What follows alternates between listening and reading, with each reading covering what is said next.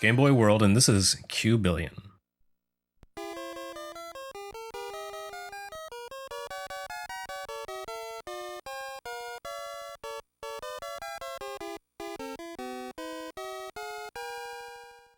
Wow, wild. Can you imagine this? Another puzzle game for Game Boy.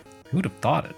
Here at the end of 1989, we've already entered the part of Game Boy's life where we begin to see games that appear to have been completely forgotten by the world at large. Much of the impetus behind the Game Boy World project came from the fact that the system sold ridiculously well over the decade and change it existed on the market, and millions of gamers have fond memories of time spent with their Game Boys. And yet, countless individual releases came and went, played by some, and promptly forgotten. These weren't necessarily terrible games. Generally, they were fairly average. Playable, but not particularly remarkable. Mention these titles to gamers of a certain age and you might dislodge a rusty memory, provoke a response of, "Oh yeah, I played that." But no one is going to stand up for these games. No one's going to create a fan site or a wiki for them. They're games that ROM hoarders might download as part of a huge batch, and either ignore completely or give 5 minutes of playtime before writing them off with a dismissive shrug. They are the unremembered, the unloved, the left behind, the Q Billions of the world. Q Billion could be the poster child for Game Boy's forgotten legions. Everything about it screams, this was a game that was destined not to rise above the average or stand out in any way whatsoever. And so it is. Let's begin with the fuzzy box art. It features tiny, unremarkable cartoon characters atop an eye-watering grid of tiny squares rendered in unappealing tertiary colors. The logo is barely legible atop the garish grid, and the typeface renders the name annoyingly ambiguous. Is it Q Billion or is it 4 billion? Likewise, the corporate branding doesn't exactly inspire confidence. Developer and publisher Seta produced workmanlike games in the 8 and 16-bit eras. They even struggled along until the Xbox 360 era, believe it or not. But how many Seta games do you know? How many do you love? These days, Seta is mainly remarkable for having been devoured by gambling conglomerate Aruze in the same spending spree that consumed and destroyed SNK. Oh, and also for almost but not quite releasing the infamous NES action game Bioforce Ape. But those factors don't necessarily mean anything, right? A truly brilliant game can rise above base circumstance to shine on its own merits. Alas, Q Billion doesn't quite pass muster in that regard either. Again, it's not a bad game at all. It's simply terribly average. A humdrum puzzler that seems to borrow its mechanics from other games while lacking the polish to make them properly shine. So let's look at Q Billion. It's a game about a mouse who pushes blocks. So it's like Boxxle then. But wait, it also has a vertical element. These boxes, seen from a top-down point of view, indicate the height of a given stack with numbers.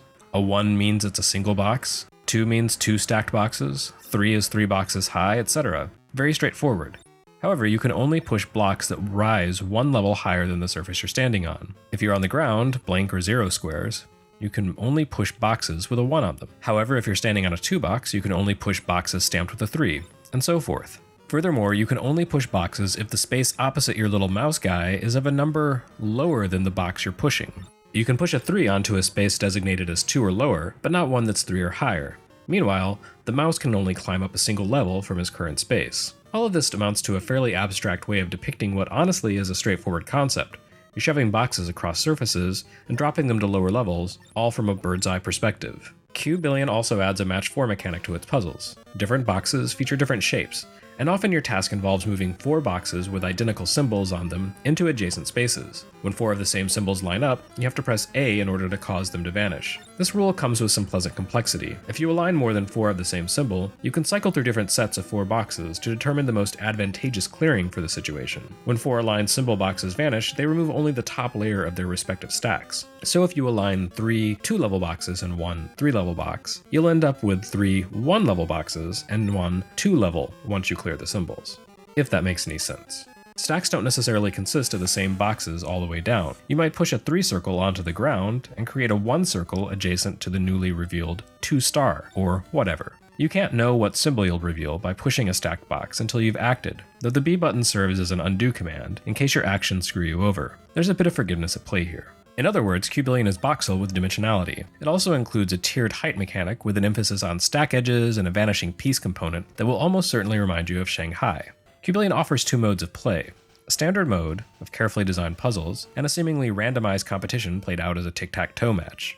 The difficulty in the standard mode peaks and troughs wildly. One puzzle will be diabolically hard while the next will be practically brain dead. I found myself utterly stumped fairly early on, to be completely honest. Meanwhile, the other mode is less meticulously crafted, giving players a massive pile of boxes to clear away. This is meant as a head-to-head pass-the-system challenge, with play alternating between a fat mouse and a thin one. Whoever wins one round gets to make a mark on a tic-tac-toe board, and if you manage to get 3 in a row, you win, of course. Well, you win that round anyway. The tic-tac-toe competition runs best of 5, and since each round takes a couple of minutes to clear, a full match can run anywhere from 30 minutes to an hour. There's no way to save progress here, so you need to play this through in a single sitting. I suppose that was a good, fair approach to sharing a single Game Boy between 2 kids on a long car trip, but under any other circumstances, it seems to be asking rather a lot of players.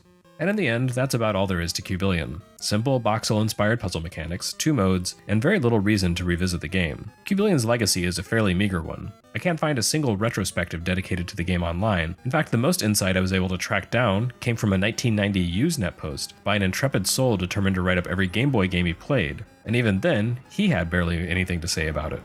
Meanwhile, Aruse disbanded Seta nearly 6 years ago, and the Cubillion copyright has lapsed. These days, it's in use for a venture capital organization. So basically, we're never going to see Cubillion again on Virtual Console or anywhere else. And it's hard to say it's a terrible loss. It was one of hundreds of games that marched for Game Boy like good soldiers, filling the ranks but destined to be forgotten by history. And anyway, Seta's marketing slogan for Cubillion was, "The puzzle game to choose." That's CHEWS. So honestly, it probably deserved what it got. For more games you'll never play and never care about, keep reading GameBoyWorld.com.